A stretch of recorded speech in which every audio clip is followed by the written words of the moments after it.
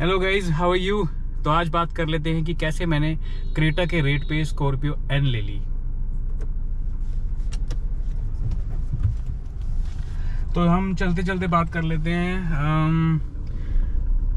तो ये बात निकल के आती है कि कैसे मैंने 17 लाख रुपए इन्वेस्ट करके, मतलब कि 17 लाख रुपए का एक्सपेंस करके स्कॉर्पियो एन ले ली। Is it possible? Yes, this is possible. This is how the power of compounding works. तो म्यूचुअल फंड, यस, वाकई में सही है। तो कहने का मतलब है कि अगर आप भी आज से ही म्यूचुअल फंड्स में इन्वेस्टमेंट करना स्टार्ट करते हैं तो जाहिर सी बात है कि 4-5 years में you will also be able to buy something.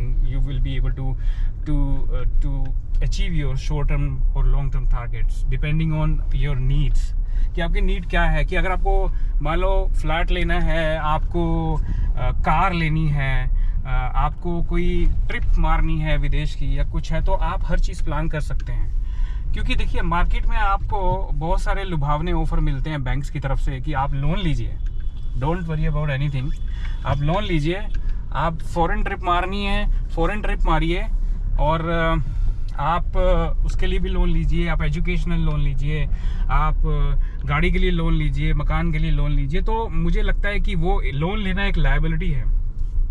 क्योंकि आप the very first day when you took a loan, आप बैंक के लिए कमाना स्टार्ट कर देते। तो मेरे हिसाब से कि बैंक के लिए कमाना एक अच्छी बात नहीं है। आप अपने लिए कमाइए, अपनी फैमिली के लिए कमाइए, बट प्लान अकॉर्डिंगली। कि आपको मान लो 4 साल बाद गाड़ी खरीदनी है, तो आप अगर आज पैसे खर्च देंगे और 4-5 साल में आप सोचेंगे कि मैं लोन की किस्तें चुकाऊंगा, तो it will be a pretty bad decision.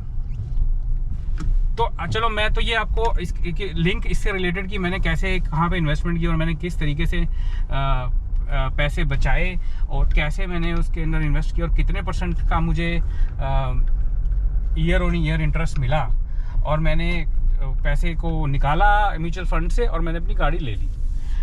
वो मैं वीडियो का लिंक शेयर कर दूंगा डिस्क्रिप्शन में। मीनवाइल मैं आपसे ये बात डिस्कस कर लेता हूँ कि मैंने कौन कौन सी गाड़ियाँ कंसिडर की before buying this Scorpio N.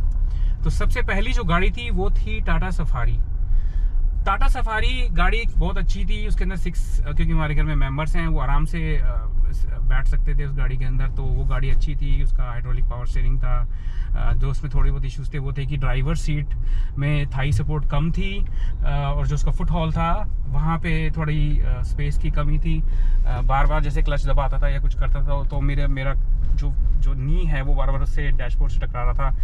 तो ये कुछ चीज़ें थी जो मुझे अच्छी नहीं लग रही थी। और कुछ ना कुछ कंप्लेंट्स मैंने हैरियर के बारे में भी सुनी थी। वो निरंतर आ रही थी कि हैरियर का गियर बॉक्स में कुछ प्रॉब्लम है, उसके अलाइनमेंट में कुछ प्रॉब्लम है। तो वो चीज़ें देखते हुए मुझे लगता था कि मुझे ये गाड़ी कहीं ना कहीं कंसिडर नहीं करनी चाहिए और मुझे कोई और गाड़ी के बारे में सोचना चाहिए। तो घूम फिर के जो बात आती थी, क्योंकि वो एक 4x4 भी नहीं थी, वो 4x4 गाड़ी नहीं थी, तो घूम फिर के जो बात सामने आ रही थी वो यही आ रही थी कि गाड़ी मुझे 4x4 ही लेनी है।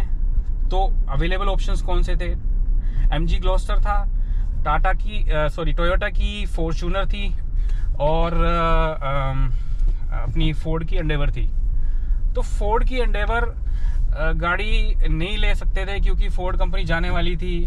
मेरे पास ऑलरेडी फिएट की कार थी जो की कंपनी है ना जा चुकी थी ऑलरेडी। उसके पार्ट्स मिलने मुझे बड़ी प्रॉब्लम्स हो रही थी। तो मैं ऐसी कोई गाड़ी नहीं खरीदना चाहता था जिससे मुझे प्रॉब्लम हो। और बाकी रही Toyota is the best option. लेकिन उसके लिए मतलब इस टाइप की गाड़ी का अगर मैं कंसिडर करता तो मुझे कहीं ना कहीं से 15-16 लाख का लोन लेना पड़ता। Again that would have been a liability to me, तो that's why I didn't go for it. मतलब मैं सोच नहीं रहा था कि मैं उस तरफ जाऊंगा, लेकिन क्योंकि कोई ऑप्शन ही नहीं था तो बार बार यही सोचता था चल यार देख लेंगे यार। मतलब 10 साल पूरे हो रहे थे और गाड़ी भी मुझे कुछ ऐसी ही चाहिए थी, SUV, जहाँ जो ऑप्शन मार्केट में थे उनमें सिर्फ टोयोटा फॉर्च्यूनर ही नज़र आती थी। तो मैंने उसको फ़िलहाल ठंडे बस्ते में डाला हुआ था। तो मीनवाइल एक XUV 700 आई जिसमें ऑल व्हील ड्राइव का ऑप्शन था, बट मैंने ऑल व्हील ड्राइव भी जो थी गाड़ी नहीं बुक कर पाया था क्योंकि मुझे जो डीलरशिप थी उन्होंने मुझे कहीं ना कहीं ये बात बोली कि आप अगर AWD के लिए जाएंगे और ऑटोमेटिक वर्जन के लिए जाएंगे क्योंकि वो ऑटोमेटिक के साथ ही AWD का ऑप्शन अवेलेबल था, तो आपको और डिले के साथ मिलेगी वो गाड़ी, तो आप ऐसे वर्जन को ना लीजिए। तो मैंने जो वर्जन लिया उसके अंदर वो मैनुअल वर्जन था और उसके अंदर AWD नहीं था, लेकिन उसका भी मुझे जो डिलीवरी डेट दिखा रहा था वो 2023 नवंबर का दिखा रहा था, जो कि बहुत डिलेड था। फिर मैंने कहा चलो यार कोई बात नहीं, मुझे गाड़ी जल्दी चाहिए, मुझे मतलब 2022 में गाड़ी कहीं ना कहीं मतलब एंड में गाड़ी मुझे चाहिए थी। और फिर मैंने जब डीलरशिप को दोबारा अप्रोच किया तो उन्होंने कहा कोई बात नहीं, अभी एक गाड़ी और हम लॉन्च करने जा रहे हैं, जो कि जो इनकी अल्ट्यूरस है उसका अपग्रेडेड वर्जन हो सकता है, या उसका हाँ उसका अपग्रेडेड वर्जन हो सकता है। This is what this said to me. तो मैंने कहा ठीक है, लेट्स वेट फॉर इट। तो जब उसका वेट किया तो धीरे धीरे जब उसकी इन्फॉर्मेशन रिवील होने लगी तो पता चला कि वो स्कॉर्पियो एन ही होने वाली है, और वो ये मस्ट था कि ये बात बता दी गई थी कि वो 4x4 उसके अंदर कैपेबिलिटी होने वाली थी। Then I decided okay 4x4 की कैपेबिलिटी तो मुझे मिलने वाली है, देन व्हाई शुडंट वेट। मैंने वेट किया और मैंने कोशिश किया 25,000 कस्टमर्स में मेरा नाम आ जाए। और मैंने जब ट्राई किया तो उस वक्त एक ग्लिच आ गया था, मैं पेमेंट गेटवे में पेमेंट नहीं कर पा रहा था।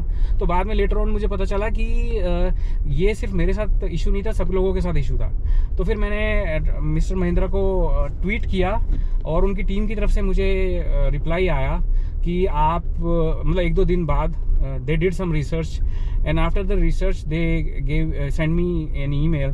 उसमें ये उन्होंने बोला कि भाई आपका नाम 25,000 कस्टमर्स में आ चुका है, तो आप ये गाड़ी की जो 25,000 की जो 21,000 की जो उनकी एक स्टिपुलेटेड पेमेंट थी वो पेमेंट कर दीजिए।